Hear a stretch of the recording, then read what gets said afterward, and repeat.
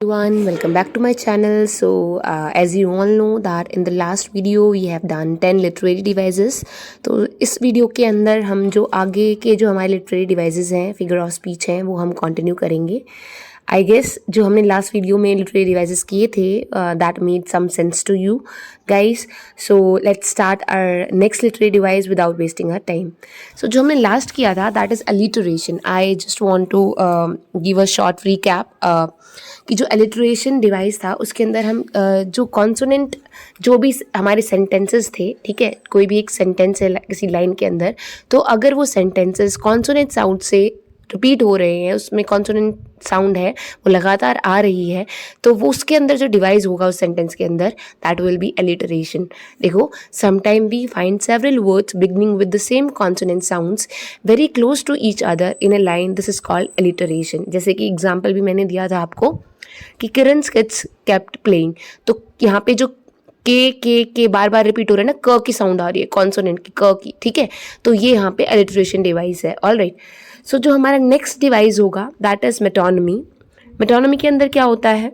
The substitution of name of an attribute और adjunct for that of the thing meant. मतलब किसी भी चीज़ को लेके दूसरी चीज़ को हम पूरी तरीके से, वो जो हम सेंटेंस हमने लिया है वो पूरी तरीके से उस एंटायर जो हमारा वर्ड है उसको रिप्रेजेंट कर रहा है. एग्जाम्पल से समझाऊंगी मैं ये आपको. जैसे कि हम बोल रहे हैं the pen is mightier than sword, कि जो पेन है वो ज़्यादा ताकतवर होता है स्वॉर्ड से. तो यहाँ पे जो पोइट है वो कहना क्या चाहता है कि जो रिटन वर्ड्स होते हैं वो ज़्यादा इफेक्टिव होते हैं जो मिलिट्री पावर से. फॉर एग्जाम्पल, एक पोइट है, ठीक है, कोई भी ऑथर है, पोइट है, तो जैसे कि आपको पता है कि वॉर के अंदर we use swords to fight with each other, all right, so that we can win in the war.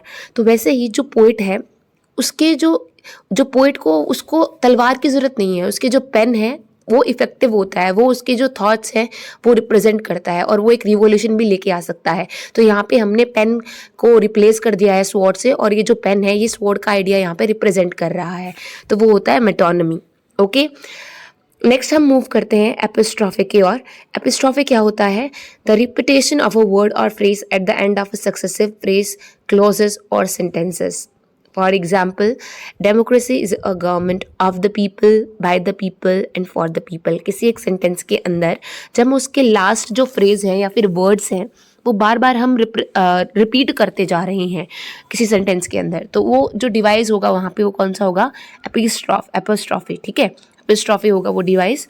जैसे कि यहाँ पे भी है कि जो डेमोक्रेसी है is a government of the people, हो गया दोबारा से, by the people and for the people. The people, the people, the people, यहाँ पे क्या हो रहा है? रिपीटेशन हो रही है लास्ट फ्रेजेस की, या फिर आप बोल सकते हो, ठीक है, क्लॉजेस की आपके सेंटेंस के अंदर. ऑलराइट, तो एपिस्ट्रॉफी ये होता है. Next we are moving to our next literary device that is paradox. ये बहुत एग्जाम्स में पूछा जाता है और बच्चे बहुत कंफ्यूज भी होते हैं इसके अंदर कि पैराडॉक्स क्या होता है.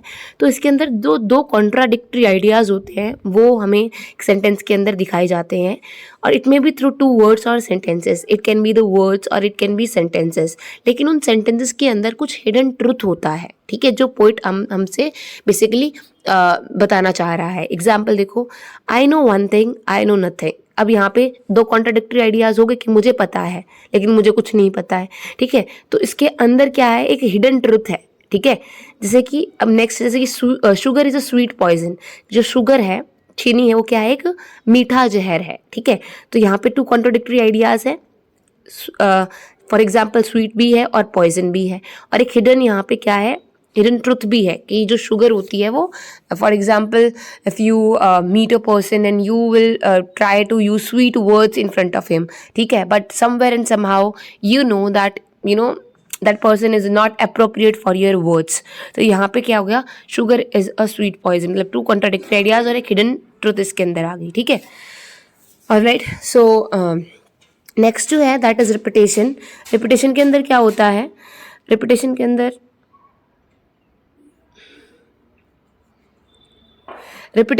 है when the same word in a line or a line is repeated, it is called repetition. It is done to create rhythm and emphasize on the meaning the word और a phrase convey to us.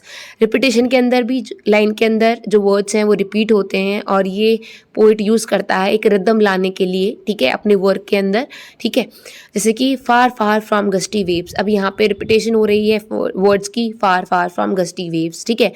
Second example, and miles to go before I sleep, and miles to go before I sleep, ये यहाँ पे भी repetition हो रही है sentence की complete. Alright, paradox हमने पहले लास्ट वीडियो में कर लिया था, ये रिपीट हो रहा है यहाँ पे। नेक्स्ट हम मूव करते हैं अपोस्ट्रोफी के ऊपर।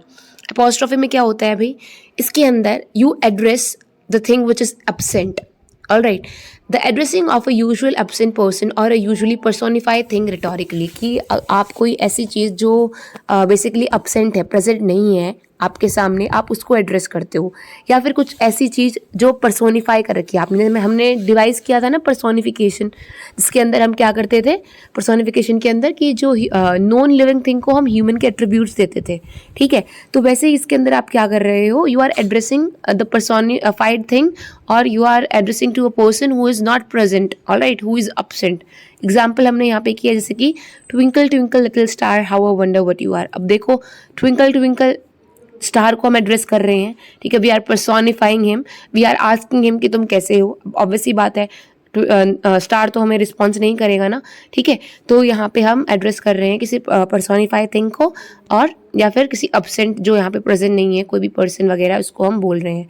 नेक्स्ट है O liberty what thing are done in thy name, ये यहाँ पे क्या है, addressing absent personified non living thing, rhetorically liberty और स्टार को हम यहाँ पे क्या कर रहे हैं, बेसिकली एड्रेस कर रहे हैं।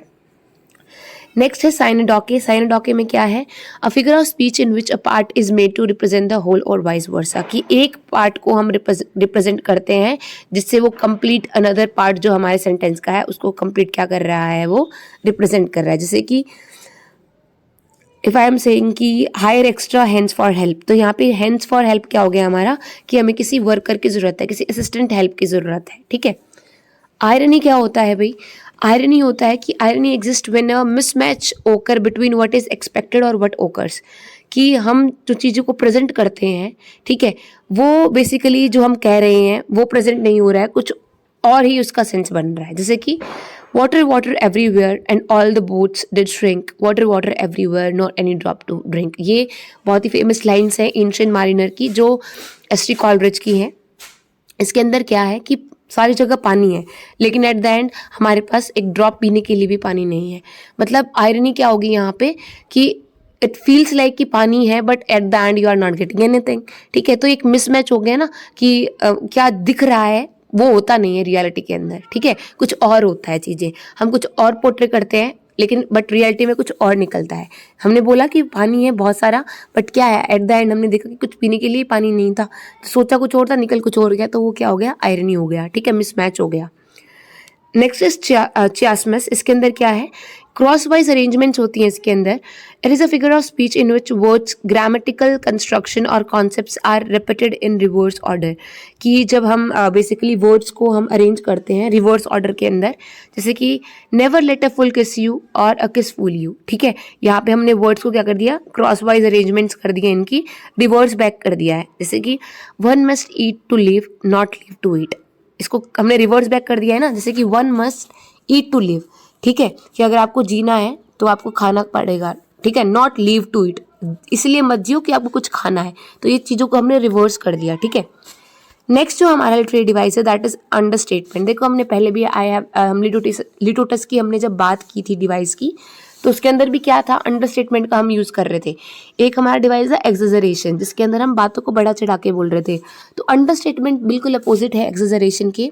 अंडरस्टेटमेंट के अंदर क्या होता है, to say that something is smaller less importance than it is, कि जो कोई चीज़ रियलिटी में तो मतलब यू आर यूजिंग कोई भी, जैसे कि for example Bill Gates is financially secure. अब हमें पता है Bill Gates is a very rich man, right. So rather than saying कि वो बहुत ज़्यादा रिच है, we are using understatement here by saying कि बिल गेट्स फाइनेंशियली सिक्योर है, ठीक है। नेक्स्ट जो हम मूव करेंगे, the last one is anaphora. इसके अंदर क्या है, the repetition of a word और phrase at a very beginning of successive phrase, clause और सेंटेंस, कि जब किसी सेंटेंस के अंदर स्टार्टिंग में जब हम वर्ड्स और फ्रेज को रिपीट करते हैं बार बार, तो वो होता है हमारा literary device anaphora. Example, what lies behind us and what lies before us are tiny matters compare to what lies within us. तो यहाँ पे what lies behind us, what lies before, ठीक है, ये क्या है basically. In the last phrase of this sentence आप देखोगे कि to what lies within us, to what lies behind, what lies before. तो ये जो वर्ड्स है यहाँ पे रिपीट हो रहे हैं, ठीक है. So this is anaphora. So this is all about the literary devices, जो मेन आपके लिटरेरी डिवाइसेस किसी भी कॉम्पिटिटिव एग्जाम्स के अंदर आते हैं, ठीक है. Just go through this PDF, आप एक बार देखना, जो I have jot down all the important examples as well as the definition. इस वीडियो के अंदर आई हैव ट्राइड कि सारी इंपॉर्टेंट थिंग्स आपको इजीली अवेलेबल हो जाएं. And if you think that this video helped you, so please like my video and just hit the bell icon. That's all about today's literary devices.